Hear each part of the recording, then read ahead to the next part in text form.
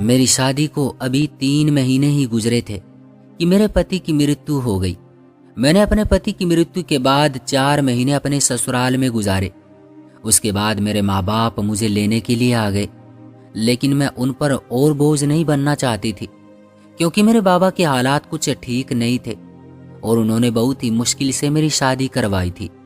मेरे ससुराल वाले अच्छे खासे अमीर थे। मेरी सास के सिर्फ 2 ही बेटे थे और एक उनकी बेटी थी। मेरा पति और उसका एक भाई जो मेरे पति से 2 साल छोटा था। मेरे पति के स्वर्गवास के बाद मैं चाहती थी कि मेरी सास मेरी शादी मेरे देवर के साथ कर दे, इसलिए मैं उनका दिल जीतने की बहुत कोशिश करती थी। मैं अपने घर का सारा काम खुद ही करती थी और रात को सोने से पहले अपनी सास के पैर भी दबा दिया करती थी। मुझसे जितना भी हो सकता था मैं अपनी सास की सेवा करती थी, क्योंकि मैं चाहती थी कि वो एक बार फिर से मुझे अपनी बहू बना ले। मेरी एक ननंद थी, शादीशुदा। वो बहुत ही कम हमारे घर आया करती थी, क्योंकि मेरी सास ने उसकी शादी भी एक बहुत ही बड़े अमीर घर में कर दी थी, इसलिए वो अपने मायके में ज्यादातर आना पसंद नहीं करती थी। उसके घर में तो हमारे घर से भी ज्यादा खुशहाली मौजूद थी और वो वहां पर बहुत अच्छी जिंदगी गुजार रही थी। पर मेरी ननंद जब भी आती थी मैं उसकी बहुत अच्छे से मेहमान नवाजी करती थी, उसकी पसंद के सारे खाने बनाती थी और उसके बच्चों का भी बहुत ख्याल रखती थी। इस बात से मेरी सास बहुत ही खुश हुआ करती थी और मुझे बदले में बहुत से आशीर्वाद देती थी। वो कहती थी कि मेरी ऊपर वाले से प्रार्थना है कि मेरी दूसरी बहू भी इतनी ही अच्छी मुझे मिल जाए जितनी तुम अच्छी हो, और मुझे कहती थी तू मेरे लिए बिल्कुल मेरी बेटी की तरह है। जिस तरह तू मेरी बेटी सेवा करती है, इस तरह तो कोई बेटी भी अपनी माँ की सेवा नहीं करती। मैं अपनी सास का किसी तरह भी दिल जीतना चाहती थी, क्योंकि हमारे घर में सिर्फ मेरी सास का ही राज चलता था। हर चीज उनके कहने पर ही होती थी। अगर कोई बात उनको बुरी लग जाती थी तो फिर इस घर में उसका नाम भी कोई नहीं लेता था, क्योंकि मेरी सास बहुत ही सख्त मिजाज की थी और हमारे घर में तो उनकी मर्जी से परिंदा भी अपना पर नहीं मार सकता था। मेरी सास मुझसे इतनी ज्यादा खुश थी, इसलिए मुझे यकीन हो गया था कि वो मेरे देवर की शादी अब मेरे साथ कर देगी। मेरा देवर जो कि लंदन में डॉक्टरी कर रहा था, उसके वापस आने में अब सिर्फ 3 महीने रह गए थे और मैं दिल ही दिल में बहुत ज्यादा खुश हो रही थी कि एक बार फिर से ये घर अब मेरा हो जाएगा और मैं इस घर की मालकिन बन जाऊंगी, क्योंकि मैं अपनी पूरी जिंदगी गरीबी में गुजार कर आई थी और यहाँ आकर मुझे पता चला था कि जिंदगी किसे कहते हैं और मैं अब ये अपने हाथों से गंवाना नहीं चाहती थी, क्योंकि मेरा ससुराल बहुत ही ज्यादा अमीर था। मेरे ससुर की जमीनें थी जो उन्हें अपने बाप दादाओं से विरासत में मिली थी और ये लोग खानदानी अमीर थे। और मेरा देवर भी मुझे बहुत ही अच्छा लगता था, वो देखने में बहुत ही खूबसूरत था। मैं उससे शादी करके बिल्कुल अपनी सास की तरह इस घर पर अपना रोब जमाना चाहती थी और मुझे इस बात का पता था कि ये तभी हो सकता है जब मेरा देवर मुझसे शादी करेगा, क्योंकि मेरी सास और मेरा ससुर अपने उस बेटे का कहना ज्यादा मानते थे और हर बात में उसी से मशवरा करते थे। और जो मेरा पति था वो देखने में भी आम शक्लो सूरत का था और ज्यादा पढ़ा लिखा भी नहीं था। उसको अमीर लोगों में से किसी ने भी रिश्ता नहीं दिया था। ये इस वजह से हुआ था कि जो मेरे पति थे उनको बचपन में ही कोई बीमारी हो गई थी और इस बात का पता सबको था, लेकिन मेरी सास ने मेरे बाबा से ये बात छुपाई थी, क्योंकि उनको पता था कि अगर मेरे बाबा को पता चल गया कि उनकी बीमारी है तो वो कभी भी अपनी बेटी का रिश्ता उनके साथ ना करते। मेरे बाबा इस बात को नहीं जानते थे, इसलिए मेरी सास ने मेरे बाबा से मेरा रिश्ता मांग लिया था और इस तरह से मैं इस घर में आ गई। पर होनी को कौन टाल सकता है। मेरी शादी को अभी 3 महीने ही गुजरे थे कि उनकी तबीयत अचानक से ही खराब हो गई। मेरी सास ने मेरे पति के इलाज पर अपना बहुत ज्यादा पैसा लगाया था। वो उनको दूसरे देश इलाज के लिए भी भेजना चाहती थी, लेकिन उनके पास इतना ज्यादा टाइम नहीं था कि वो वहां पहुंच पाते और उन्होंने कुछ ही दिनों में दम तोड़ दिया था। मैंने अपने पति के निधन के बाद भी 1 साल तक अपने सास ससुर और ननंद की सेवा की, अपने घर को अच्छे से संभाला। लेकिन उस दिन मुझे बहुत ज्यादा दुख हुआ जब मेरी सास ने कहा कि मैं अपने छोटे बेटे के लिए अब लड़की ढूंढूंगी और उसकी अब शादी कर दूंगी।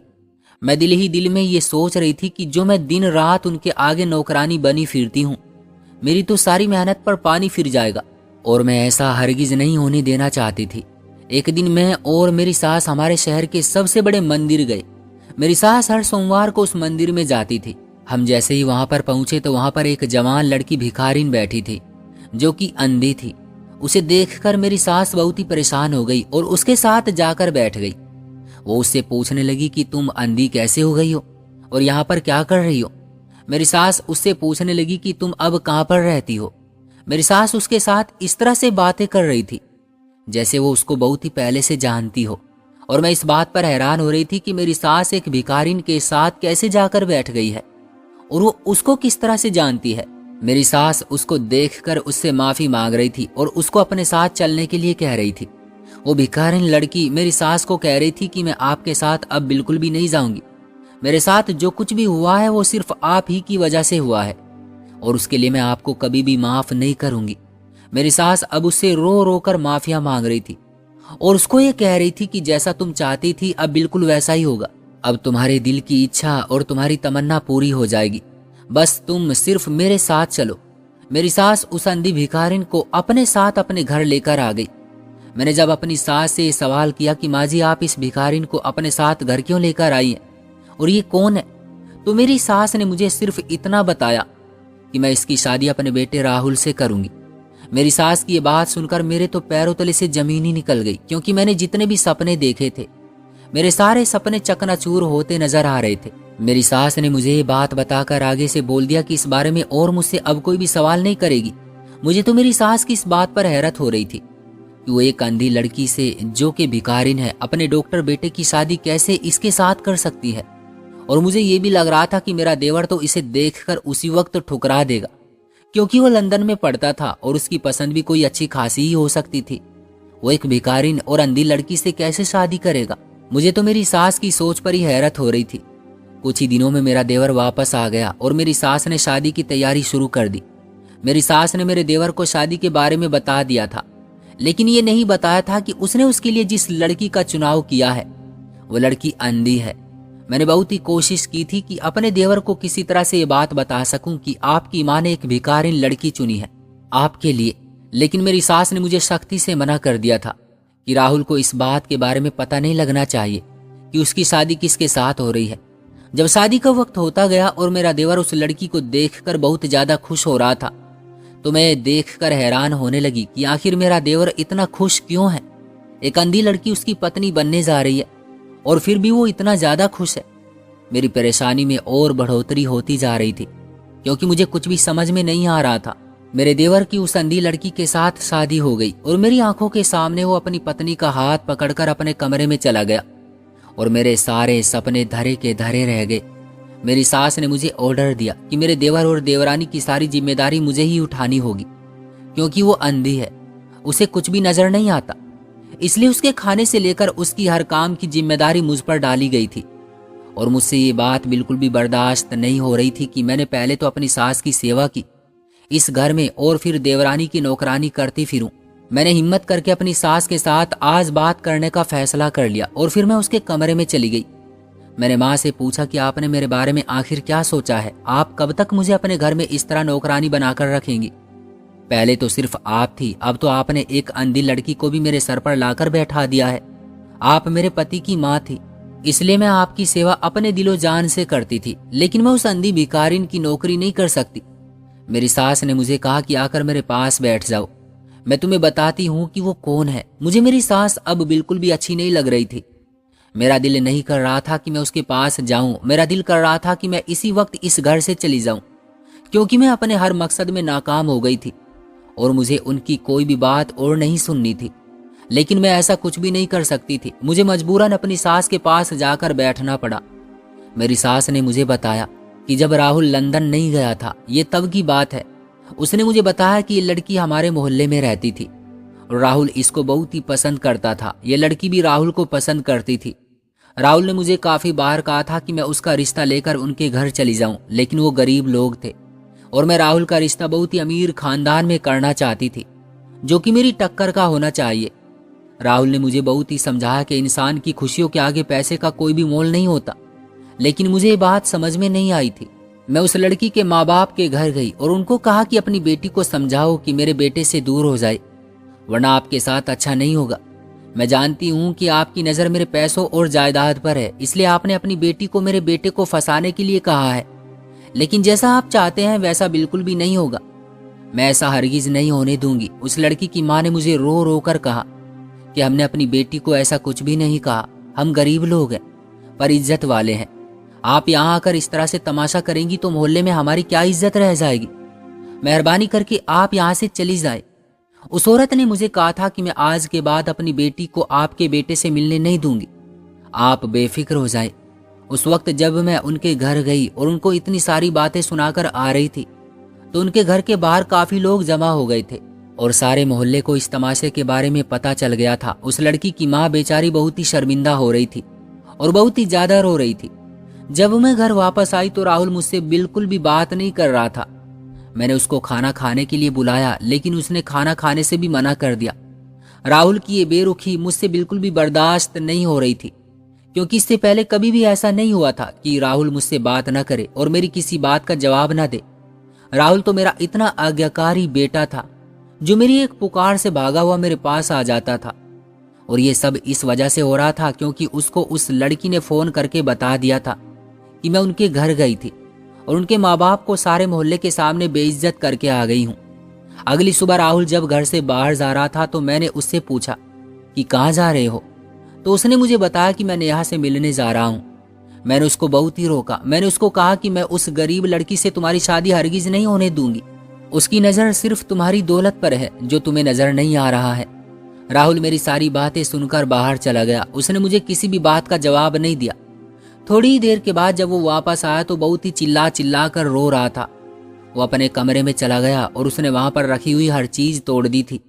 मैंने उसके कमरे का दरवाजा बहुत खटखटाया लेकिन उसने मुझे एक जवाब तक नहीं दिया और खुद को कमरे में बंद कर दिया। उसने सारा दिन खाना नहीं खाया था और राहुल की यह हालत मुझसे बिल्कुल भी बर्दाश्त नहीं हो रही थी, क्योंकि मैं उसकी माँ थी। वो मुझे अपने दिलो जान से ज्यादा प्यारा था। मेरा बड़ा बेटा तो पहले ही बीमार था लेकिन अब मैं अपना ये बेटा खोना नहीं चाहती थी। मैं कैसे भी करके उस लड़की और उसकी फैमिली को इस शहर से निकालना चाहती थी, क्योंकि मुझे ऐसा लगता था कि अगर वो यहाँ से चली जाएगी तो राहुल का उससे मिलना खत्म हो जाएगा और ये इस तरह ठीक हो जाएगा। राहुल ने उस दिन सारा दिन खुद को कमरे में बंद किया हुआ था और मैं फिर से उस लड़की के घर चली गई। मैंने उस लड़की के माँ बाप को कहा कि आप लोग इस शहर से कहीं दूर चले जाएं। इसके बदले में आप लोग मुझसे जितने भी पैसे लेंगे मैं आपको देने के लिए तैयार हूँ। बस अपनी बेटी से कहो कि मेरे बेटे का पीछा छोड़ दे और उसकी जिंदगी से चली जाए। तो कमरे से निकलकर उसी वक्त नेहा बाहर आ गई और मुझसे कहने लगी, आप बेफिक्र हो जाएं, मैं आपके बेटे से अब कभी भी नहीं मिलूंगी। उसने मुझे बताया कि वो आज भी उससे मिलने आया था और उसको उसने वापस भेज दिया और अपना रिश्ता हमेशा के लिए उसके साथ खत्म कर दिया है। नेहा ने उस वक्त मुझे कहा कि आपके पैसे हमें नहीं चाहिए, हम तो पहले ही सोच चुके हैं कि हम ये शहर आज रात ही छोड़कर चले जाएंगे। आपकी बहुत बड़ी मेहरबानी होगी कि आप अपने बेटे को समझाएं कि वो हमारा पीछा ना करे और हमें सुकून की जिंदगी जीने दे। आपका बेटा ही मेरे पीछे पड़ा हुआ है। वो तो हमेशा से ही मुझे कहता था कि मैं शादी करूंगा तो सिर्फ तुमसे ही, लेकिन मैंने उसको कह दिया था कि मैं कभी भी तुमसे शादी नहीं करूंगी, क्योंकि मुझे पता था कि आप ऐसा हरगिज नहीं होने देंगी, क्योंकि आपको अपने बेटे की खुशियों से ज्यादा अपने पैसे और अपने पैसे के जोर पर जो बनाई हुई इज्जत और नाम है वो ज्यादा प्यारा है। आपके लिए अपने बेटे की खुशियां जरा भी मायने नहीं रखती। और नेहा ने कहा कि मुझे तो आपका बेटा ही हमेशा से कहता था कि अपनी माँ को समझाना मेरी जिम्मेदारी है, उसकी फिक्र तुम मत करो, वो मेरी माँ है, वो मेरी खुशियों का ख्याल जरूर करेगी। नेहा ने मुझे उस वक्त कहा कि मुझे अफसोस है कि राहुल इतनी बड़ी गलतफहमी में था कि उसकी माँ को उसकी खुशियां प्यारी हैं, पर मैंने उस वक्त नेहा को कहा कि मुझे समझाने की या कुछ भी बताने की तुम्हें जरूरत नहीं है, जितना हो सके जल्दी इस शहर से निकल जाओ। ऐसा कहकर मैं जब घर गई तो राहुल की हालत बहुत ही रो रो कर बिगड़ गई थी। मैंने सोचा था कि ये सिर्फ कुछ ही दिनों तक चलेगा और कुछ दिनों के बाद वो नेहा को भूल जाएगा, पर ऐसा कुछ भी नहीं हुआ था। राहुल की तबीयत दिन ब दिन बिगड़ती ही जा रही थी। उसने खाना पीना बिल्कुल ही बंद कर दिया था। एक दिन तो राहुल बेहोश होकर गिर गया और सिर्फ बेहोशी में नेहा का नाम ही पुकार रहा था। उस दिन मुझे थोड़ा एहसास हुआ था कि काश मैं नेहा के साथ इसकी शादी कर देती तो शायद आज मेरे बेटे की यह हालत ना होती। उस दिन मेरा बेटा अस्पताल में एडमिट था। जिस दिन राहुल को थोड़ा होश आया था उस दिन वो मुझे रो रो कर कह रहा था, माँ मुझे नेहा के पास जाना है, ऊपर वाले के वास्ते मुझे नेहा से मिलवा दो, सिर्फ एक बार। वो मुझसे मिलना नहीं चाहती। राहुल ने मुझे कहा कि वो उससे मिलने भी गया था लेकिन उसने अपना हर रिश्ता उसके साथ खत्म कर दिया है। वो उससे मिलने से मना कर रही है। राहुल को क्या खबर थी कि मैंने उसको इस शहर से ही निकाल दिया है। ये तो उस दिन की बात कर रहा था जिस दिन वो उससे मिलने गया था। उसके बाद तो वो लोग ये शहर ही छोड़कर चले गए थे। मैंने राहुल को कहा कि बेटा तुम ठीक हो जाओ, जैसे ही तुम ठीक हो जाओगे तो मैं तुम्हारा रिश्ता लेकर उस लड़की के घर चलूंगी। मैं तुमसे वादा करती हूँ, मैं नेहा की शादी तुम्हारे साथ करवाऊंगी। ये खबर सुनने के बाद राहुल बहुत खुश हुआ और कुछ ही दिनों में वो बिल्कुल ठीक हो गया। जब हम घर वापस आ गए तो राहुल फिर से नेहा से मिलने गया और बहुत ही मायूस होकर घर वापस आया। माहिर ने मुझे आकर बताया कि माँ अब तो आप भी मान गई थी, अब तो आप भी राजी हो गई थी कि मेरी शादी आप नेहा के साथ करवाएंगी। लेकिन पता नहीं क्यों नेहा और उसके घरवाले ये शहर छोड़कर चले गए हैं। उनका तो नंबर भी बंद जा रहा है। अब मैं उनको कहाँ ढूंढूंगा, पता नहीं वो लोग कहाँ चले गए हैं। मैंने उनके बारे में काफी लोगों से पूछा है, लेकिन किसी को भी नहीं पता कि वो लोग आखिर कहाँ गए हैं, क्योंकि जानती तो मैं भी नहीं थी कि वो लोग आखिर कहाँ गए हैं। राहुल ने पूरे 6 महीने नेहा को तलाश किया, लेकिन वो उसको कहीं भी नहीं मिली। आखिर मायूस होकर राहुल को ये बात स्वीकार करनी ही पड़ी कि अब वो उसको कहीं पर भी नहीं मिलेगी। राहुल ने ये फैसला किया कि वो ये देश छोड़कर चला जाएगा और कभी भी वापस नहीं आएगा। राहुल का ये फैसला सुनकर मैं बहुत ही उदास हो गई थी और अपने किए पर बहुत ही पछताने लगी कि मैंने आखिर ऐसा क्यों किया। अगर उसकी शादी नेहा के साथ करवा देती तो कम से कम मेरा बेटा मेरी आंखों के सामने तो रहता और ये देश छोड़कर वो कभी भी ना जाता। मैंने राहुल को समझाने की बहुत ही कोशिश की, उसको रोकने की बहुत कोशिश की, लेकिन उसने मेरी एक बात भी नहीं मानी। उसने मुझे कहा था कि मैं नेहा के बगैर बिल्कुल भी नहीं रह सकता और इस देश में रहकर मुझे नेहा की याद जरूर आएगी। ऐसा हो ही नहीं सकता कि मैं इस देश में अपने शहर में रहूं और आते जाते हुए नेहा के घर की तरफ ना देखूं और उसकी याद मुझे ना आए। मेरा जीना अब बहुत ही मुश्किल हो गया है। ये सारी बातें बताकर राहुल बहुत ही ज्यादा रोता था और मैं अपने किए पर बहुत ही ज्यादा पछताती थी कि मैंने अपनी जिद में आकर अपने बेटे की खुशियां बर्बाद कर दी। अगर मैं उसकी शादी नेहा के साथ करती तो आज वो कितना खुश होता। अपने बेटे की इस हालत की जिम्मेदार सिर्फ मैं ही थी। मेरी वजह से उसकी आंखों में इतने आंसू थे। उसके बाद राहुल लंदन चला गया और मैंने नेहा की तलाश जारी रखी। मैंने नेहा के सभी रिश्तेदारों को भी कह दिया था कि अगर आप लोगों को कभी भी नेहा या उसके घर वालों का कुछ भी पता चले तो मुझे जरूर बता दीजिए। लेकिन अजीब बात यह थी कि किसी को भी उनके बारे में कुछ पता नहीं था कि आखिर वो लोग गए कहाँ। इसके बाद मैं हर रविवार को मंदिर में जाती थी और वहां भगवान से प्रार्थना करती कि मेरे बेटे की खुशियां मुझे वापस कर दे और उसको नेहा से मिलवा दे। भगवान ने मेरी प्रार्थना सुन ली और मुझे नेहा मंदिर के बाहर ही मिल गई। मैंने जब उसको वहां पर देखा तो मैं बहुत खुश हो गई और उसको लेकर अपने घर आ गई। नेहा ने मुझे बताया था कि जिस रात वो लोग ये शहर छोड़कर यहाँ से जा रहे थे तो उसी रात उनका एक बहुत ही बड़ा एक्सीडेंट हो गया था और उस एक्सीडेंट में उसके दोनों माँ बाप की मौत हो गई और नेहा अंधी हो गई थी। ये बात सुनकर मैं बहुत ही रोने लगी, क्योंकि उसके साथ ये सब कुछ मेरी ही वजह से ही हुआ था। न मैं उसको ये शहर छोड़ने के लिए कहती और ना ही इतना बड़ा हादसा उनके साथ होता। फिर मैंने फैसला किया कि मैं कुछ दिनों में ही अब नेहा की शादी राहुल के साथ कर दूंगी। राहुल जैसे ही वापस आया तो वो नेहा को देखकर बहुत ही खुश हो गया। राहुल को खुश देखकर तो मैं भी बेफिक्र हो गई, क्योंकि मुझे एक पल भी अपनी जिंदगी में सुकून महसूस नहीं होता था। मेरे पास बहुत ज्यादा पैसा था, मेरे पास जिंदगी की हर सुविधा मौजूद थी, पर उसकी खुशी मेरे लिए सब चीजों से ज्यादा थी। मेरी सास ये सारी बातें मुझे बताकर बहुत ही ज्यादा रो पड़ी थी। वो मुझे कह रही थी कि बेटी, मुझे पता है कि तुम्हारे दिल में क्या था और तुम क्या चाहती थी, लेकिन मैं मजबूर थी। मैं वैसा कभी भी नहीं कर सकती थी जैसा तुम चाहती थी। तुम मेरी बेटी हो, तुमने जिस तरह से मेरी सेवा की है उसका बदला तो तुम्हें ऊपर वाला ही देगा। तुम जैसा चाहोगी अब मैं वैसा ही करूंगी, और अगर तुम शादी करना चाहती हो तो मुझे बता दो। मैं तुम्हारे लिए अच्छे से अच्छा रिश्ता देखकर तुम्हारी शादी किसी ऊंचे खानदान और अमीर खानदान में कर दूंगी। लेकिन राहुल की खुशी सिर्फ नेहा के साथ थी। वो तुम्हारे साथ कभी भी खुशहाल जिंदगी नहीं गुजार सकता था। मेरी सास ने उस रात मुझे कहा था कि मेरे पास जितनी भी दौलत है मैं अपनी सारी दौलत के 2 हिस्से करूंगी, जिसमें से एक हिस्सा तुम्हारा और एक राहुल का होगा। अगर फिर भी तुम अपनी जिंदगी का कोई फैसला लेना चाहती हो तो तुम्हें पूरा हक है। तुम जो भी कहोगी मैं वैसा ही करूंगी। अपनी सास की सारी बात सुनकर मुझे उस वक्त एहसास हुआ था कि मैं जो कुछ भी सोच रही थी वो बहुत ही गलत सोच रही थी। मेरे दिल में भी दौलत का लालच कितना बढ़ गया था कि मुझे अपने घर वालों का प्यार भी नजर नहीं आ रहा था। अगर वो चाहते तो अपने बेटे की मौत के बाद मुझे मेरे मायके भेज देते, लेकिन उन लोगों ने मेरे साथ ऐसा कुछ भी नहीं किया और मेरी सास ने अपनी बेटी बनाकर मुझे अपने पास ही रखी। मैंने उस वक्त अपनी सास को कह दिया था कि नहीं माँ जी, मैं अपनी पूरी जिंदगी आपके साथ ही गुजारूंगी। इस घर में जितनी खुशी मुझे मिली है मैंने तो कभी सोचा भी नहीं था कि मेरी जिंदगी में भी कभी इतनी खुशियां, इतना सुख मुझे मिलेगा। आपने जितना कुछ मुझे दिया है मेरे लिए तो ये भी बहुत ज्यादा है। मुझे अब और की इच्छा नहीं है। मेरी सास ने उसी वक्त मुझे गले से लगाया और मुझसे कहा कि तुम मेरी बेटी हो और हमेशा ही मेरी बेटी रहोगी। और इस बात से मुझे बहुत ही ज्यादा खुशी मिली थी। मैंने उसी वक्त अपनी सास को कहा कि माँ जी, मैं राहुल और उसकी पत्नी को उसके कमरे में खाना देकर आती हूँ। मैंने अपनी सास को कहा था कि अब आप उन दोनों की फिक्र मत किया करें, मैं ही अपनी देवरानी का ख्याल रखूंगी। उसकी आंखें नहीं है तो क्या हुआ, वो मेरे लिए मेरी बहनों जैसी है। मैं उसको कभी भी इस बात का एहसास नहीं होने दूंगी कि उसको कुछ भी नजर नहीं आता। मैं उसका बहुत ही ज्यादा ख्याल रखूंगी।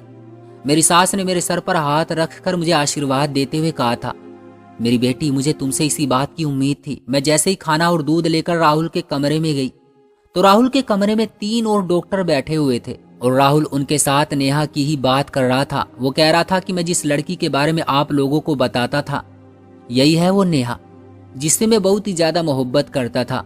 और आज बहुत बहुत धन्यवाद है ऊपर वाले का कि नेहा मुझे मिल गई है और इसका साथ पाकर मैं बहुत ही ज्यादा खुश हूँ।